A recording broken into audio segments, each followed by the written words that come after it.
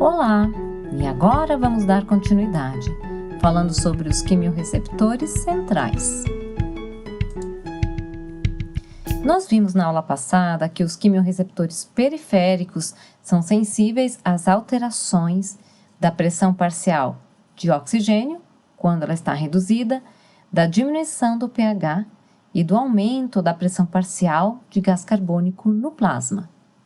Já os quimiorreceptores centrais, eles respondem diretamente às mudanças no pH do líquido cerebroespinal e respondem indiretamente às mudanças nas pressões parciais da CO2 arterial. O que é que significa esse indiretamente? Vamos ver daqui a pouquinho.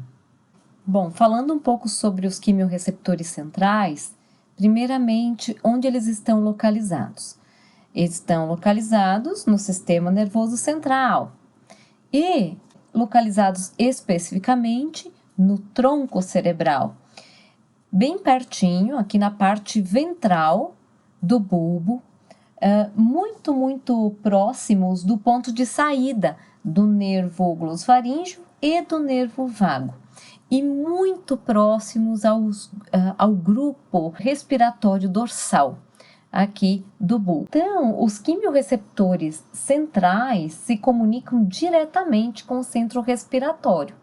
Vejam que eles não precisam, basicamente, de nenhum nervo, uma via especial para levar informações até o centro respiratório dorsal. Eles conseguem se comunicar diretamente, uma vez que eles estão muito próximos dessa área.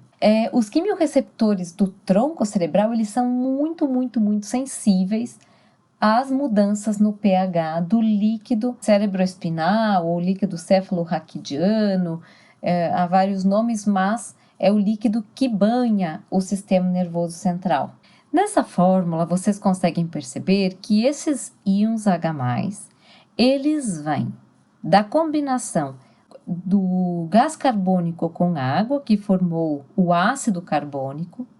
O ácido carbônico se dissociou em íons bicarbonato e íons H+. Nós já comentamos isso e vamos falar ainda muito sobre isso e também nas próximas aulas. Toda vez que você tem aumento de gás carbônico, nós temos como resultado aumento da produção de íons H+, da liberação de íons H+. E isso indica diminuição do pH. E toda vez que isso acontece, essas células são sensibilizadas a essa modificação.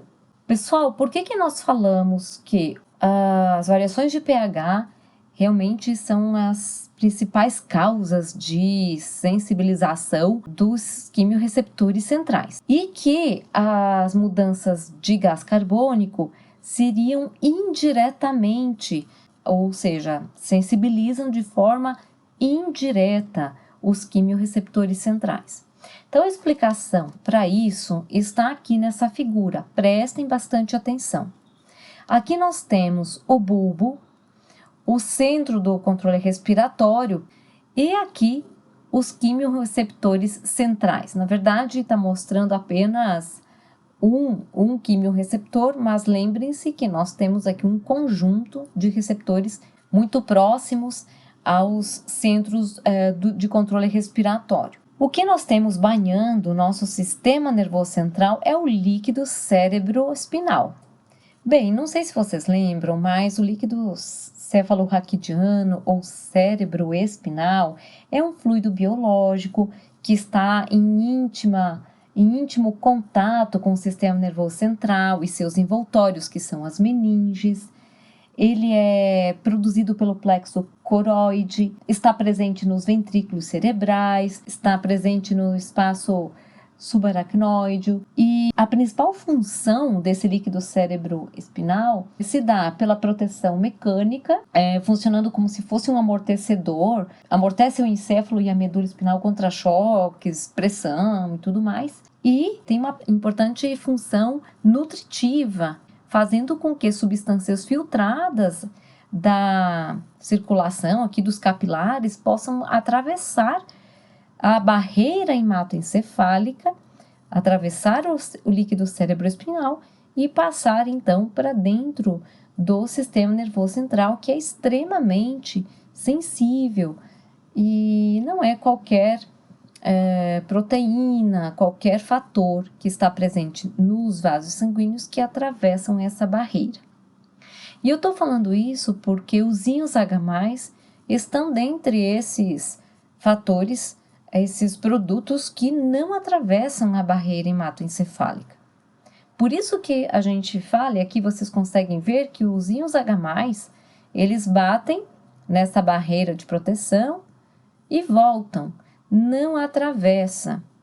E qual que é a implicação disso? É por isso que eu falei lá na aula anterior que os quimiorreceptores centrais, eles não eram sensíveis às alterações de pH no plasma.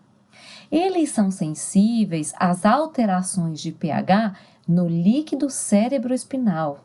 Então, não confundam. É óbvio que toda vez que a gente tem aumento de íons H+, está relacionado com a maior pressão de gás carbônico dentro desse capilar arterial, certo? Pela fórmula que a gente explicou anteriormente. O CO2 é um gás que atravessa a barreira hematoencefálica. Então, tanto faz esse aumento de íons H+ aqui.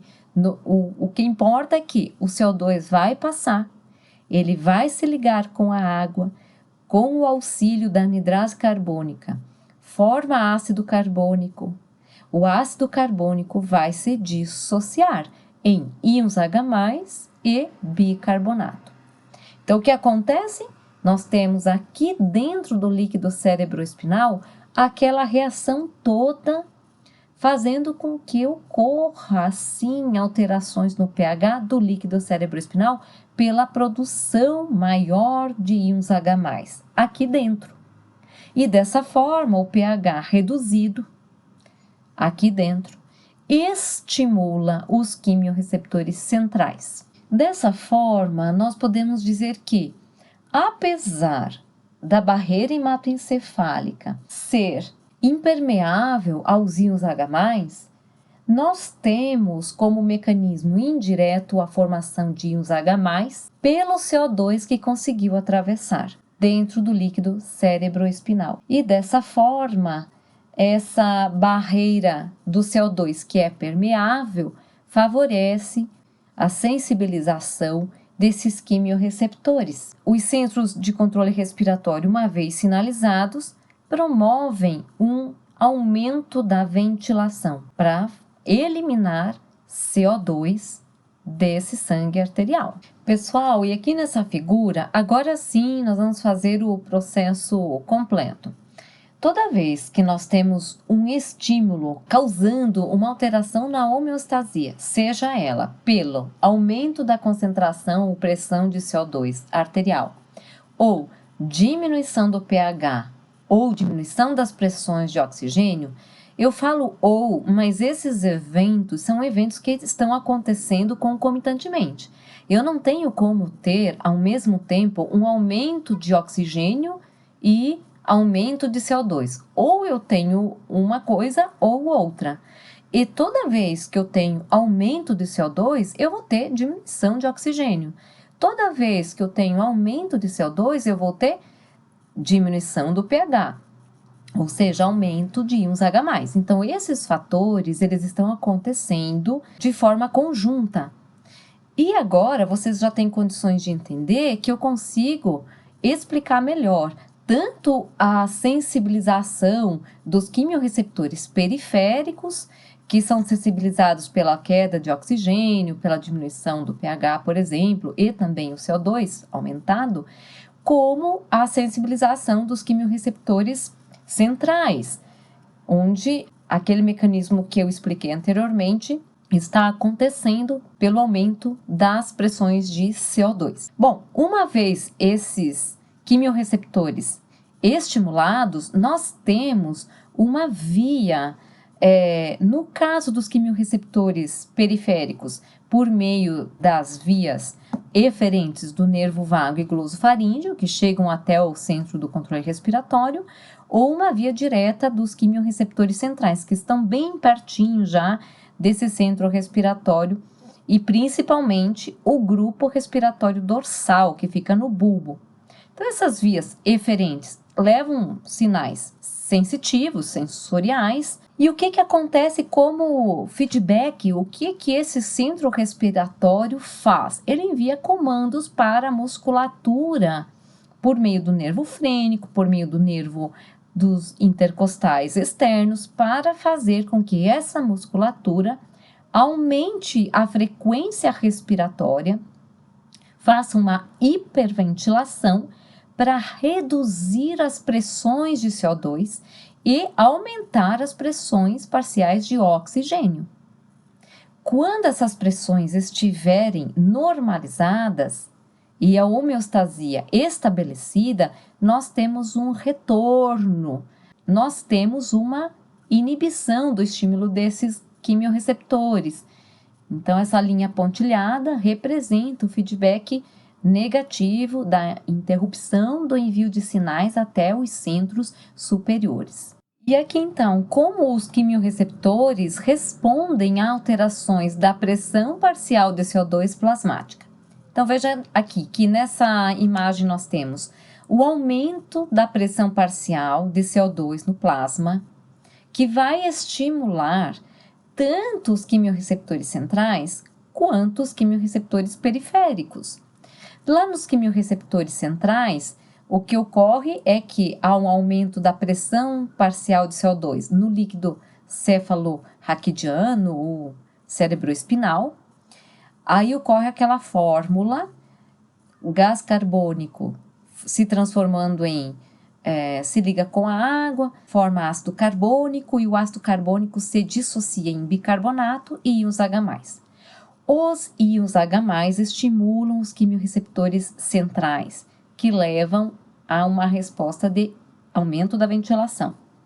Lá nos quimiorreceptores periféricos também ocorre a mesma coisa. No entanto, esse aumento da pressão parcial de CO2 no sangue arterial faz com que o CO2, uma vez presente no sangue, estimule tanto ele, os quimiorreceptores centrais, quanto o produto dele, resultando então no aumento de íons H+, e esses íons H+ também estimulam os quimiorreceptores periféricos. E aí, ambos os centros levam essas informações até o centro respiratório, no bulbo, e aumentando então a ventilação no sentido de aumentar as pressões parciais de oxigênio no plasma e diminuir as pressões parciais de gás carbônico no plasma. Quando se atinge uma homeostasia, ocorre um feedback negativo.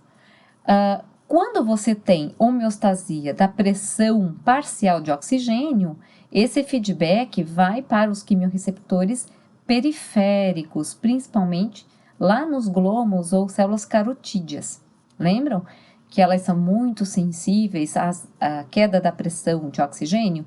Então, esses quimiorreceptores periféricos deixam de enviar sinais para o centro respiratório. E quando você estabelece uma homeostasia com relação à pressão parcial de gás carbônico, nós temos um feedback negativo, inibindo essas vias que podem estimular tanto o quimiorreceptor central quanto o periférico, pela normalização dessas pressões de CO2. Então, ou seja, o plasma volta às pressões basais de CO2 e esses quimiorreceptores deixam de ser estimulados.